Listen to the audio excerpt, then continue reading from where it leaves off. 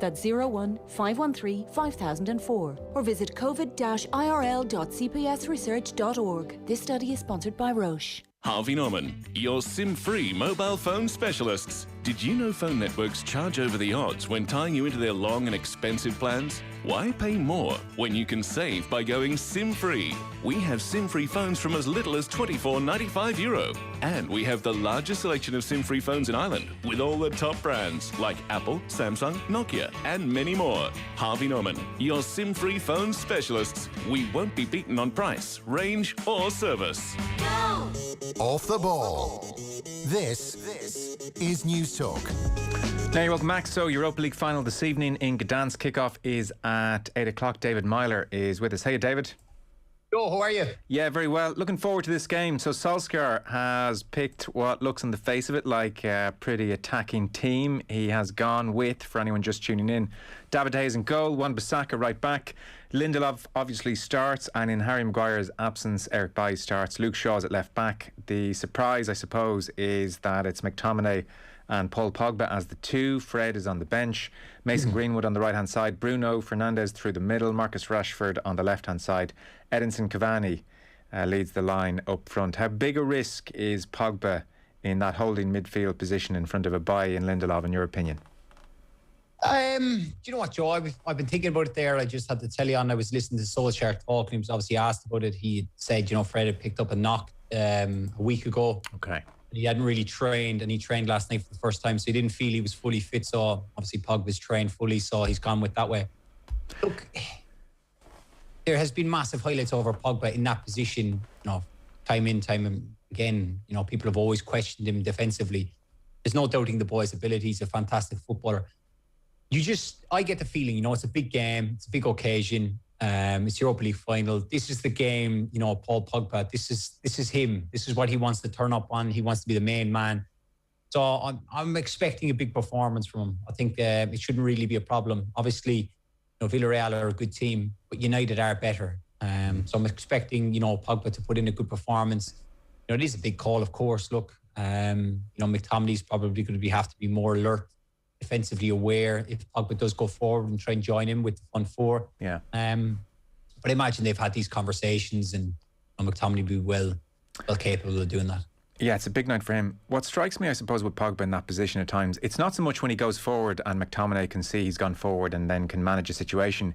It's sometimes when McTominay might be back and Pogba might be back, and McTominay would have the right to assume Pogba's going to do a certain thing and tidy up a run or go in a certain spot, and then Pogba can just kind of zone out, and suddenly McTominay's left scrambling going, I thought you were going to obviously go with the runner. How did you not go with the runner? That's where Pogba in that position almost would worry you more than just, here, cover me, mate, I'm going forward. Yeah, no, definitely. I know what you're getting at, but look, he's 28. He's a World Cup winner. He's won, several Serie A titles. It's not as if he's not experienced. He's got to know he's got to do his defensive duties. He can't afford to switch off. He can't afford for that, stuff like that. This is the Europa League final. Albeit I know United want to be in the Champions League and pushing for that honour. Yeah. This is the situation. Paul has to understand that he's going to have to do that. Of course, we've seen it numerous times in the Premier League or in different games. He does play in that position with France. He does like to play there. He gets on the ball. So that's maybe what Ollie's looking. Maybe are they hoping to dominate more possession, that he's not going to have to do as much defending or defensive work. Because if we are, honest about it, like Harry Maguire being out, Bailly stepping in from, that's probably United's weakest point, the two full backs. Obviously Shaw's had a fantastic season. Wan-Bissaka's had a good season. Certainly, Villarreal will be looking at the centre halves if we can target them. So any United fan watching the game tonight will be hoping that Pogba does do that duty. And he does do, like you said, he does have a tendency to switch off, but I'd still be expecting him to be switched on. It's a big game. He knows the importance of it. Yeah. It's a tricky one. Sometimes you think his defensive lapses can be overstated, and he does catch the eye out there and does seem to prompt so much debate. But then at the same time, you think back to certain key games, like even, was it when United were playing Liverpool and Solskjaer put Pogba on the right-hand side, just did not want him in that crucial central midfield area. Went with Fred, went with McTominay, and it seems in more recent weeks Pogba's played his best stuff kind of left of that three in front of the two.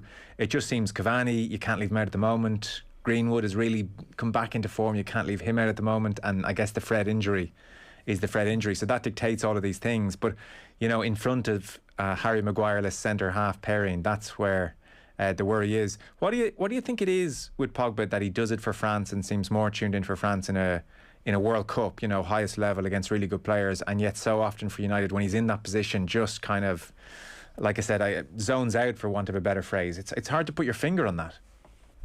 No, it is. And even, like, as you asked me the question, I'm trying to think about it. What is it?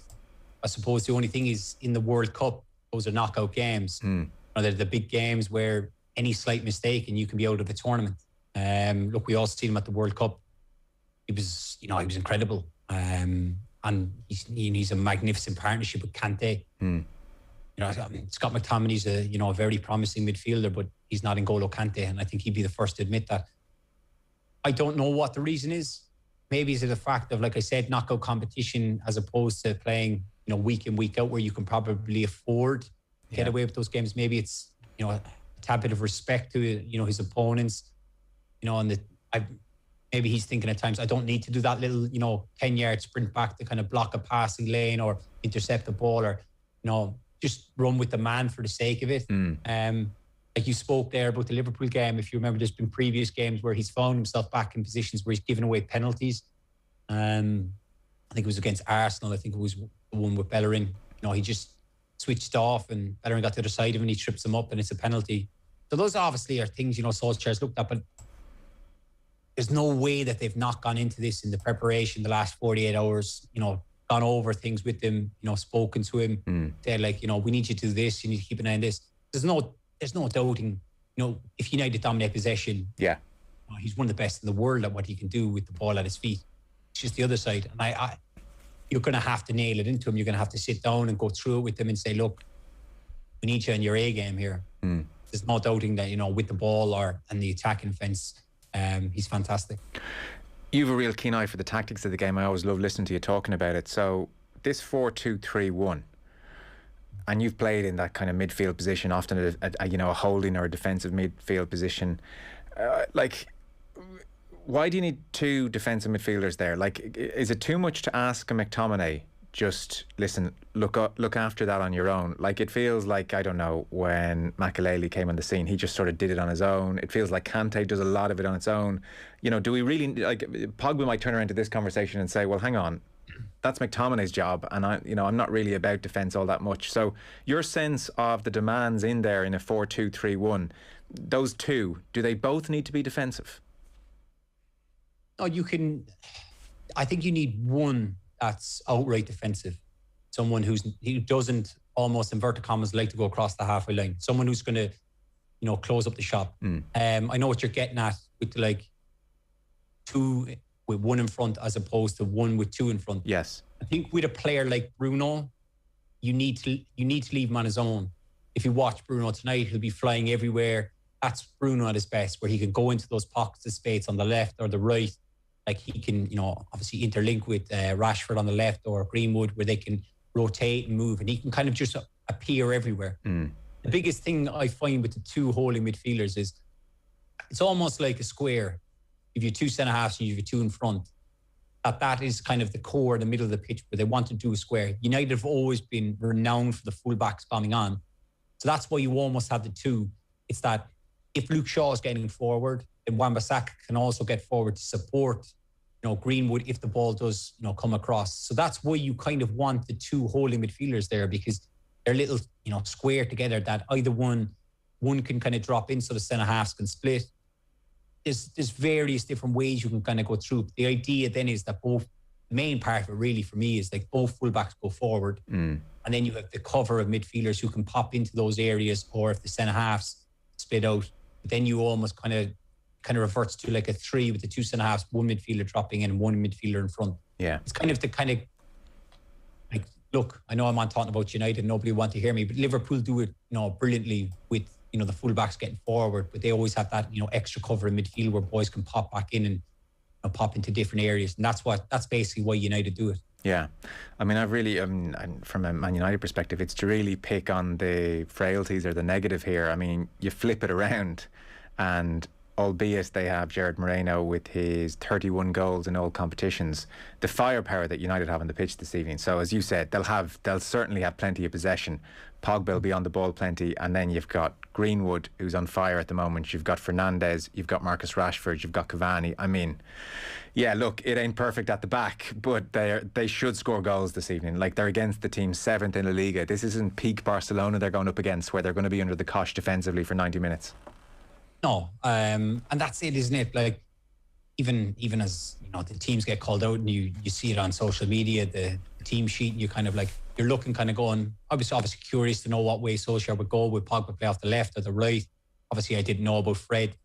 You see him in there, but then you look at like the front four. Greenwood, he's one of the, look, there's no getting away from it. He's one of the best young attacking forwards in the world.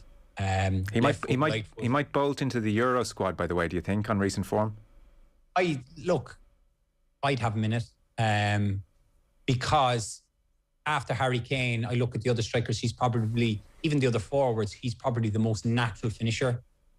Like, if you look at him with United, anytime he gets like anywhere near the goal, like I said to my mates all the time, he's very, very selfish, but I like it in him because he never seems to miss the target. He's always working the keeper, and then you're just thinking, like, if he continues that, he's going to score. Like, if he gets anywhere around the box on his left foot or his right foot, he has a huge amount of ability. It's scary. And like, that's the thing, is Solskjaer was never going to leave him out. And then Rashford on the other side is another fantastic player. Probably hasn't had the season he'd have wanted. He'd probably want even more goals. Like, with his pace, his finishing, everything. Then they've just like, it's like almost like a father figure in between them with, Cavani, who just like, I would stress to any young aspiring footballer who, plays up front, to just watch his movement, his link up play, everything. Like, he's a joy to watch. You think at his age, like, a lot of people had question marks over it. I believe he was voted the worst signing of the transfer window. And you just look at him. I'm fascinated by him. Like, just so clever. It's that experience of know-how and his link up, like I said. And those two, whether it be Rashford, Greenwood, they'll learn so much from him. Yeah. And as a United fan coming into the game, you're thinking, you have to say that we are Manchester United. We want to play our best players and be on the front foot. We've seen, obviously, Sir Alex Ferguson's documentaries coming up next week. If you listen to any time he speaks, he always speaks about we're Manchester United and we want to play this way and we want to go after teams. Yeah. I get that impression from Ollie's team tonight. They're going to go after them and they're going to try and create as much as they can. And even if they are shaky at the back, they should still score more goals. Yes. And it's funny, listening to Ferguson again recently, even though you've heard him say it 1,000 times, it had been a while since I'd heard him talk that way about going after matches and taking risk. And yet, God, it's quite inspiring in its own way. Like, you can see why Manchester United were so attractive to so many fans during his era. Like, the way he talks about the game, it's very seductive, and exactly why you want to go to football. And he's talking about people walking out Old Trafford, scoring a late equaliser and can't wait to get back. All of that you're like, and Solskjaer's aspiring to that, definitely. Now, of course, he doesn't have the gravitas yet that Ferguson has, and he probably never will, but he is definitely aspiring to it.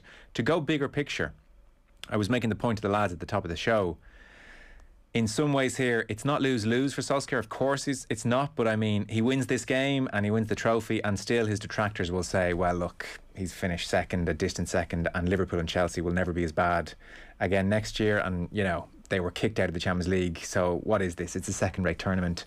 Big deal. Equally, if he goes and loses it, then people will jump on that and say, this guy's a bridesmaid. It's not, he's not made of the right stuff. Big picture on Solskjaer, where are you, and to what extent would the result tonight change your opinion or feed into your opinion of his standing at the club? I think he's really stabilised United. Obviously, they chopped and changed. They went to Moyes, Van Gaal, Mourinho. It's not really worked out.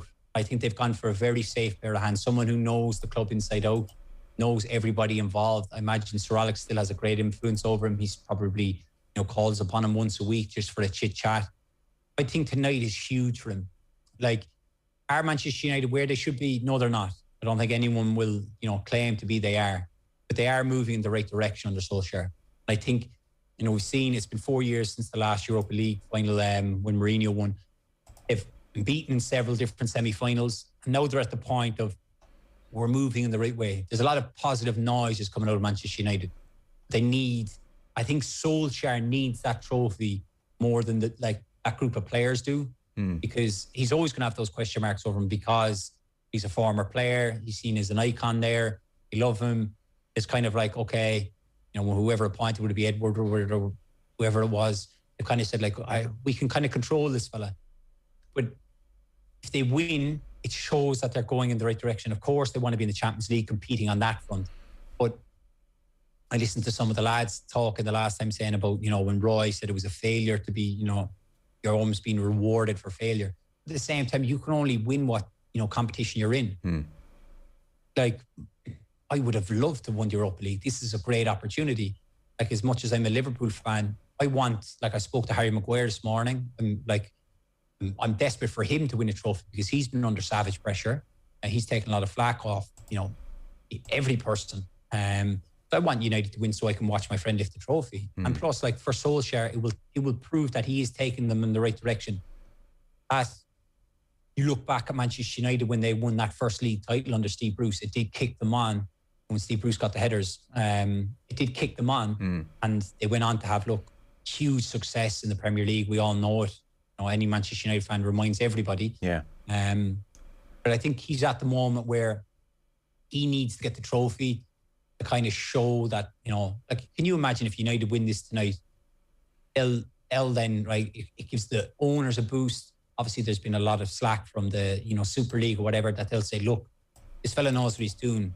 He's not just here to, keep people happy and keep fans happy. He's moving us in the right direction. If we can, maybe add Jadon Sancho, Harry Kane, Rafael Varane, we can take us on the next year where we're competing on the front of the Champions League and the Premier League. I think it's massive for Ollie tonight to win this. And if they lose, and again, all the points you made there's going to be a lot of questions about him that he can't get over the line, and he's kind of taken us as far as we can go. Yeah, it's going to be really interesting. So you spoke to Harry Maguire, big loss for United this evening. He's, you think, and it's surreal to even remember it, all the business in Greece at the start of the year. That was a hell of a thing for him to go through personally, I suspect. And Solskjaer stood by him and captaincy. And it's only when you saw him out of the side recently you realise maybe just how good a job he's doing. He's obviously a pretty resilient fella to have come through all that stuff at the start of the year and to have been such a mainstay in this team, which has had its ups and downs. The way I looked at it, Joe, even when you go back to the malarkey and holidays or whatever, I spoke to him at that time. He explained to me what had happened. We don't need to go back over it and all that, but he was on holidays with his family, all of his family, and Harry's a very family orientated man, as in his brother's sister, father, mother, uncles. It was a pure family thing. And obviously his sister got caught up in something. The first thing you're going to leap her defense. So I had no problem with any of it. Of course, we don't. You guys in the in the media world don't hear the full story. You kind of get told bits and pieces, and then the Greek people come out claiming he said this, said that. And it's anyone who knows Harry kind of laughed it off, saying that's complete utter nonsense. But it was a tough time for him. He had to come through that, and when you play for Manchester United, one of the biggest clubs in in the world, all eyes are on you. And it took resilience, it took strong character, to knuckle down. Obviously, getting the support and the backing from your manager is the first thing, which he got. The club then, fell in line. They all got behind him. So then it was a case of probably a little bit. I owe the manager one. He stuck by me. I need to put my performances in. He put his head down. Look, he's been brilliant for United this year. I was on with the lads the other day, and I put him on my team this season alongside Ruben Diaz. I think he's had a fantastic year, and that's why one night only. I want to see Manchester United win a trophy. Just for him, and he's a massive loss for them tonight. So you're just hoping that boy he is very erratic. He can be a very good defender. European referees are a lot different than, the Premier League referees. So you're hoping that they can kind of keep it in order and United dominate possession so they don't have to defend too much. Should be an interesting game. David, great stuff. Thanks a mil. Cheers. David Meyler with us there ahead of kick-off in Gdansk. Off the ball on News Talk.